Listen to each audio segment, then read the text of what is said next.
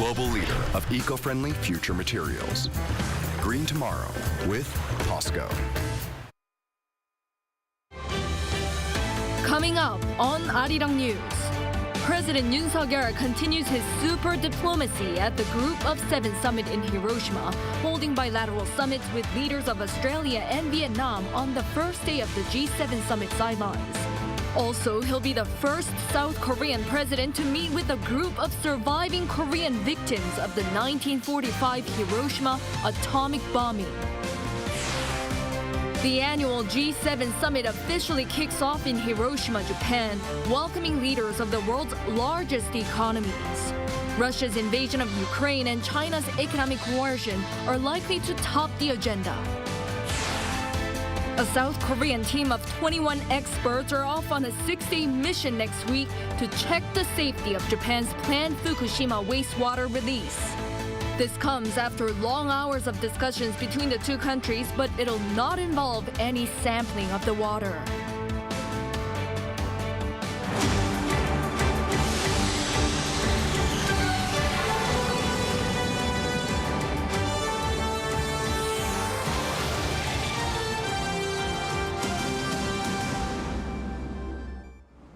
Good evening. It's 9 p.m. here in Seoul. Thank you for joining us on Arirang News. We start with President Yoon Suk-yeol wrapping up his first day of the visit to Hiroshima, where he'll be attending expanded sessions of the G7 summit. While the multilateral talks are set to start on Saturday, the president has already begun his super diplomacy drive, meeting with other invited leaders and victims of the 1945 atomic bomb that devastated Hiroshima. This is a first for any South Korean leader. Our presidential correspondent Oh Soo-young is in there traveling with the president. So Soo-young, President Yoon's meeting with victims of the A-bomb is unprecedented. Tell us more. Good evening, Jian, from here across the pond in Hiroshima. You're right, yes. President Yoon Suk-yeol, his office just told us that he and First Lady Kim Gon-hee met with 10 ethnic Korean A-bomb survivors here in Hiroshima on Friday evening. And while the president first expressed his deep condolences, saying that he cannot even begin to imagine the sort of sorrow and suffering that the victims had to go through. And you're right, it is a very unprecedented and significant meeting indeed, also in the very complicated context of South Korea-Japan relations. According to Korea Atomic Bombs Victims Association, up to 100,000 Koreans suffered from the bombings in Hiroshima and Nagasaki in 1945. Around half of them died that very year. Fewer than 2,000 registered victims remain alive to this day and are now calling for greater support from authorities. So what makes this so complicated? Some of the Korean victims of the A-bomb had been forcibly mobilized as laborers and brought to this region by Imperial Japan against their will during Japan's brutal colonization of Korea before and during World War II. Now the issue of compensating Korean forced labor victims, of course, has been tested and it's really exasperated Seoul-Tokyo relations in the last few years. So Yoon's meeting with the ethnic Korean survivors is very significant, showing that the president is trying to persevere in tackling these complex bilateral sticking points. This shows President Yoon's determination to continue working to resolve historical issues with Japan while pushing to improve bilateral relations for future generations. The two countries have opened the door to the future, but this also symbolizes that they will not close the door to the past. The survivors group has welcomed the president and Japanese Prime Minister Fumio Kishida's planned joint visit to a monument that honors Korean A-bomb victims in Hiroshima Peace Memorial Park. Their visit will also be unprecedented. It's going to be the first time for a South Korean and Japanese leader to visit the memorial together. Right, Soo-young. And before he takes part in the so-called outreach sessions, which include guest countries, the president's already been meeting with other world leaders, hasn't he? That's right. The moment he touched down in Hiroshima, President Yoon, he was off for a bilateral with Australian leader Anthony Albanese for marking their second sit-down since the NATO summit last year. And according to Yoon's spokesperson Lee Do-eun, the two leaders discussed various economic and regional issues, both as Indo-Pacific countries that are aiming for regional peace and prosperity. And well, President Yoon expressed his intent to increase communication with Canberra as part of his Indo-Pacific strategy, which aims to bolster Korea's ties with regional neighbours for economic security as well as regional peace and stability. The Australian PM shared those very sentiments and also commended Yoon's leadership for improving Seoul's relations with Tokyo very recently. Economic and trade relations was also another key topic on the table. Yoon and Albanese agreed to work closer together on supply chains of key minerals that are vital for future technologies. They also agreed to ramp up cooperation on security and the defence industry. President Yoon then met with the Prime Minister of Vietnam, Pham Minh Chinh, at around 6 p.m. As many South Korean businesses, including tech giants Samsung, have a substantial presence in Vietnam. The two leaders' talks very much centred on business and trade ties. Let's hear what the president had to say. 30년간 한국 베트남 관계가 정말 모든 분야에서 눈부시게 발전했습니다. 작년에 베트남은 중국, 미국에 이어서 우리의 3대 교역국으로 부상했습니다. In particular, the president noted that some 8,000 Korean companies have entered Vietnam, and the two countries are now working towards reaching another landmark goal in trade by 2030. Yoon showed support for the further development of cooperation with Vietnam through official development assistance projects, and the Vietnamese PM expressed his appreciation, saying that he hopes Seoul's ODA projects in finance, technology, as well as human development will grow along with cooperation in the fields of digital technology and science. Well, Yoon has at least 4 more bilateral summits coming up this trip, as he's on quite a diplomatic marathon this week. He's going to meet with the leaders of India, Indonesia, the United Kingdom, as well as Japan, the host country, of course, in separate sideline meetings of the G7 summit. But of course, all eyes are very much on whether a trilateral meeting is going to happen with the US and Japan. So we're really going to have to wait and see. Well, thank you, Soo-young, for your coverage tonight. That was our presidential office correspondent, Oh Soo-young, reporting from Hiroshima. With anticipation high, the G7 summit in Hiroshima will focus on China's economic coercion and Russia's invasion of Ukraine. China has so far not taken this well. Our Kim Do-yeon files this report from Hiroshima. The G7 summit in Hiroshima kicked off with some of the world's most powerful leaders all here in this city of 1.2 million people. Invited on top of the group of 7 or 8 world leaders, those of South Korea, Australia, and India, among others. For the next 3 days, they will hold talks on expanding cooperation on economy and security. This year's G7 is expected to focus on China's economic coercion and Russia's invasion of Ukraine. Now, the public waits to see how strong of a message these leaders agreed to send after talks have finished, after narrowing their differences in approach to these ongoing issues. China has shown strong condemnation of the global meeting, calling it a provocation against the country. As the host country of the G7 summit, Japan is obsessed with provoking and making bloc confrontation and impairing regional interests. China firmly opposes it. As for the group's stance on the Russian invasion of Ukraine, it has been reported by a number of media outlets that Ukrainian President Zelensky will pay a visit in person to these meetings. And while the leaders are working on the final agreement, Reuters reports that more sanctions against Russia have been drafted, and by the end of this summit, the results will be revealed. Also, one important aspect of this summit is nuclear disarmament. Japanese Prime Minister Fumio Kishida chose his hometown especially for this, as the city endured a devastating atomic bomb attack back in 1945, killing more than 120,000 people. With that in mind, one of the first things that the leaders did was to visit the Hiroshima Peace Memorial to pay their respects. Of the 7 countries represented, the US, France, and Great Britain are holders of nuclear arms, and this has sparked some backlash in Hiroshima, with protesters out on the streets condemning the decision to hold the meetings here in the city. Some have called it the West's influence on Japan in aggravating China. Kim Do-yeon, Arirang News, Hiroshima. Hiroshima, where the G7 summit is taking place, is the city once devastated by an atomic bombing in 1945, one of mankind's darkest memories. Perhaps much less known to the public is the fact that tens of thousands of ethnic Koreans died during the tragedy as well. Our political correspondent Han Sung-woo spoke to some survivors.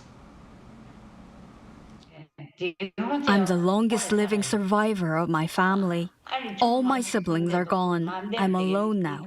I want to join them in heaven as fast as I can, but life, unfortunately, doesn't work that way. I still pray so that I can see them soon, though. 95-year-old Lee Soo-yong was just a 17-year-old Korean girl living in Hiroshima when on August 6, 1945, the atomic bomb dropped from the sky, destroying the city and changing her life forever. Black rain fell from the sky. Black rain! And my face and whole body were left in a bloody mess, covered in bruises. A countless number of glass fragments pierced her legs, leaving them swollen to the point she has lasting side effects to this day. E is one of an estimated 1,800 forgotten first-generation Korean survivors of the Hiroshima and Nagasaki bombings. Tens of thousands of ethnic Koreans perished, many of them victims of Japanese forced labor. 78 years have passed since the end of World War II, but it's not over for the Korean survivors of the atomic bombings. The first generation is dying from disease, while their children and grandchildren suffer from genetic birth defects, not to mention the mental damage. Then there's the cold shoulder they get from society. The Korea Atomic Bombs Victim Association, headquartered in Hapcheongun County, Gyeongsangnam-do Province, fights for the rights of these survivors and their families. It has even won hard-fought legal victories for the victims against the Japanese government, granting them proper medical care. So for them, South Korean President Yoon Suk-yeol and Japanese Prime Minister Fumio Kishida's upcoming joint visit to the monument in Hiroshima dedicated to the remembrance of the Korean victims is good news. But the association believes more can be done. The head of its regional chapter in Hapcheon, Shim Jin-tae, says follow-up measures from the Korean government are necessary. The government must follow up with measures to take care of the children and grandchildren of our survivors. We also ask the government to make efforts to preserve the tragic history of the atomic bombings and set it right by supporting the Victim Association. There's still a long road ahead to true liberation. But Yoon and Kishida's planned visit to the monument on Sunday might be the first step towards that end. 우리 뭐 이제 나이 많아서 힘이 없거든요. 힘이 없습니다. 그 지나맞고만 넘어지고 엎어지고 이렇거든요. 그런 사람들 좀 도와주면 좋겠습니다. 한성우, 아리랑 뉴스. A Korean team of 21 experts are departing this Sunday on a 6-day mission to check the safety of Japan's planned Fukushima wastewater release. This comes after long hours of discussions between the two countries, but it'll not involve any sampling of the water. Our Peunji has more. A team of 21 South Korean experts will be sent to Japan to conduct an on-site inspection before the planned release of radioactive water from the Fukushima nuclear power plant. The team mostly includes experts in nuclear reactors and radiation, as well as one expert in radiation in marine environments. The group will be in Japan for 6 days starting Sunday. Announcing the details of the plan, the South Korean government said the team aims to gather information that's needed to ensure the health and safety of the Korean public. Through the inspection, we will verify Japan's water purification and discharge facilities for ourselves, as well as its ability to analyze radioactive material. We will also gather information needed for scientific and technological research. On the first day, the 21-member team will hold a meeting with related Japanese organizations, including the Tokyo Electric Power Company, Ministry of Economy, Trade and Industry, and Japan's Nuclear Regulation Authority. From May 23rd to 24th, they'll inspect the facilities at the Fukushima nuclear power plant. And on the last day, the 25th, they will hold an in-depth discussion with the Japanese organizations based on the information gathered from the on-site inspection. But the government explained that the inspection team will not be taking any samples, as South Korea already has samples of the wastewater and marine samples from sea near the nuclear power plant, collected by the IAEA last year. It's said the country's Institute of Nuclear Safety is currently conducting research on those samples. Seoul's latest plan comes after South Korean President Yoon Suk-yeol and Japanese Prime Minister Fumio Kishida agreed during their summit on May 7 to allow South Korean experts to visit Fukushima and conduct an inspection separately from the one currently being carried out by the International Atomic Energy Agency. Earlier in January, Japan announced it will release over 1 million tons of water from its destroyed power plant into the Pacific Ocean within this year, after treatment using what's called the ALPS system. The Japanese government claims this removes most of the radioactive contamination, with the exception of tritium. But this raised strong concerns from South Korea and other nearby countries. 배은지, Arirang News. The global credit rater Moodys has maintained its rating for South Korea at AA2 with a stable outlook. Moodys has kept South Korea's sovereign credit rating at the third highest level on the company's table since December 2015. It cited South Korea's strong policy effectiveness and competitive economy as reasons why. However, it lowered its outlook for South Korea's economic growth for this year to 1.5%, down 1 percentage point from the previous forecast due to the country's sluggish chip exports. South Korea's flagship air carrier, Korean Air, could face challenges in acquiring Asiana Airlines as the U.S. reportedly weighs up a lawsuit against its planned merger following concerns raised by EU antitrust regulators earlier. Korean Air says it'll do all it can to make the merger happen. Our Lee Dae-yeon has more. There's turbulence up ahead for Korean Air's planned acquisition of Asiana Airlines, with the United States and the European Union looking to ground any takeover. On Friday, the U.S. newspaper Politico reported that the U.S. Justice Department is considering legal action to block the acquisition process. The deal was struck in November 2020, but since then, following over 2 years of investigations, Washington says the acquisition may hurt competition on overlapping routes to the U.S. It also said the merger would give one company too much control over cargo transportation of key goods like microchips. Following the report, Korean Air said the Justice Department had not made any official decision, adding that it would continue to talk with the U.S. government until there's a final decision. The EU too also sent a statement of objection. EU antitrust regulators on Wednesday said Korean Air's proposed acquisition may restrict competition in passenger and cargo air transport services between Europe and South Korea. A final decision is expected in August. To tame these concerns, analysts say a condition whereby Korean Air and Asiana would give up flights to other airlines on routes where they have large market shares appears to be inevitable. A similar condition was already flagged by the UK's competition authority when the merger was approved earlier in March.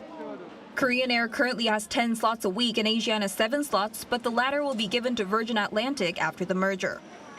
The deal between South Korea's number 1 and number 2 airlines was arranged by Asiana's creditors and led by the state-run Korea Development Bank. Should the deal finally be approved, Korean Air would become the biggest shareholder in indebted Asiana. The company has received approval from 11 countries out of 14, including Australia, Singapore, and China, and now awaiting a decision from the US, Japan, and the EU. Japan reportedly said it will make a decision based on the conclusion of the EU and the US. The final decision, industry insiders expect, will be delivered next year at the earliest. Lee Dae-yeon, Arirang News.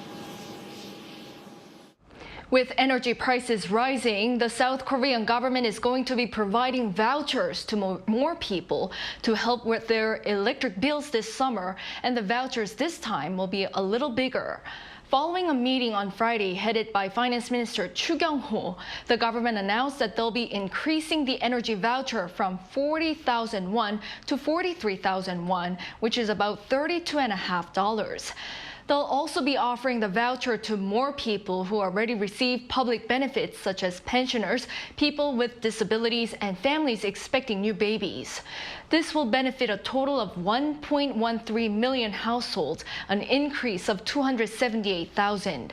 From this Tuesday, an average household of 4 people can expect their monthly electric bill to go up by around 3,000 won, or about $2.50. K-pop girl groups Sserafim and NewJeans have been named in Forbes magazine's 30 under 30 influential people in Asia. The two groups were listed as part of the Asian entertainment and sports category. Forbes highlighted NewJeans' quick rise to global started, saying the group is on track to become another K-pop sensation. Sserafim is said to be one of the most popular K-pop girl groups. Every year, Forbes magazine selects 30 young people from each region who have made remarkable achievements in 10 fields, including art, marketing, technology, finance, and distribution. Over the past couple of years, South Korea's capital city has increasingly become a premier platform for renowned global luxury brands to showcase their newest creations, with Kuchi being the latest to do so. Many say it's because of the global craze towards Korean culture. Our culture correspondent Song Yujin has more. Lights, cameras, and music set the stage as models rock the catwalk at Kuchi's Cruise 2024 fashion show. The long red pillars and colorful patterns at the ceiling present a unique twist to the runway we know. So here at Gyeongbokgung Palace is where Kuchi held its fashion show on May 16th. So this more than 600-year-old royal palace was turned into a runway. And Kuchi is not the only fashion brand that's using capital Seoul as a stage. Back in April, Louis Vuitton hosted its first ever pre-fall show at Jamsugyo Bridge. And last May, Dior presented its first show in Korea at Ewha Women's University. So why are these high-end brands rushing to Seoul? It all boils down to the K-culture boom. Squid Games really helped shed the light on like cool things like coming out of Korea. And I think since then, you guys have started to kind of attract this global audience. As Louis Vuitton CEO Pietro Beccari put it, Korea has become a cultural hub that continues to draw attention. And where else would prestigious fashion houses prefer to flaunt their creations other than in Seoul, the capital of this hub? We used to look up to New Yorkers and Parisians, but now with K-pop stars like Blackpink and BTS taking the world by storm, and hit shows like Squid Game, everyone's itching to know about the lifestyles of Seoulites, like what they wear and eat. Strong sales are another driving force. Koreans ranked as the world's biggest spenders on personal luxury items last year, and Korea's luxury market was 7th in the world in terms of sales. So obviously they want to invest where they know there's going to be a lot of return, and that's also why they're coming to the market. To win over the Korean market and its consumers, these brands are going all out. Jamsugyo Bridge represents the Hangang River, and Gyeongbokgung Palace symbolizes the long history of Korea. I think brands carefully chose locations that embody the essence of Korea. They also put a lot of effort into capturing the emotions of Koreans, like Louis Vuitton choosing the director of Squid Game as its show's advisor, and Gucci infusing Korean style in its collection. Now, South Korea is emerging as a new stronghold full of opportunities in the luxury market. 송유진, Arirang News. Seoul is conducting a public poll to decide on the design of its new city slogan, Seoul, My Soul. The online poll began last Saturday and will run until the end of this month. Those interested can visit the Seoul City website to make their choice for design from 4 final candidates. The chosen design will undergo additional fine-tuning before being officially unveiled in the second half of this year. The slogan, Seoul, My Soul, was selected via a similar vote in March.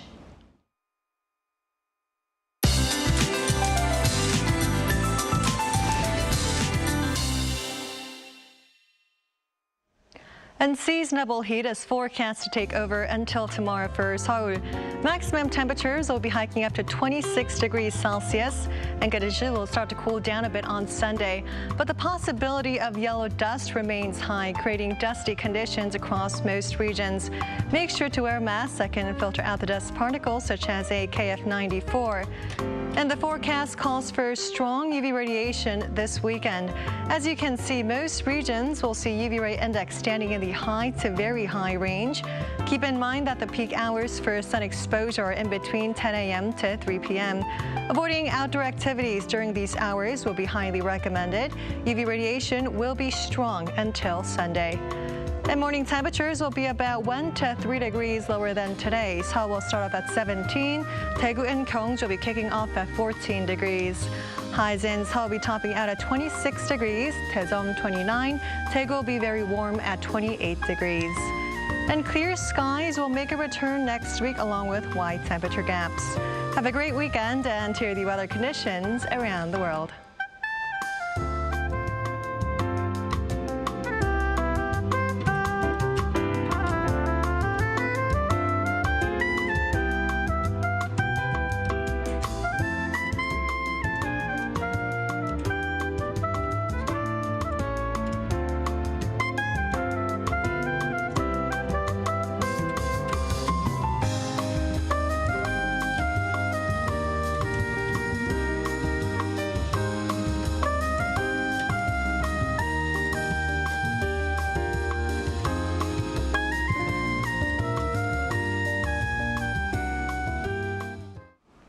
That's all for this Friday night newscast. Thank you for watching.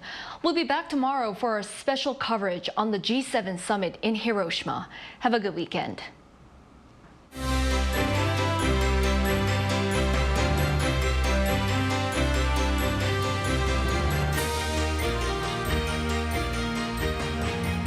I'm live!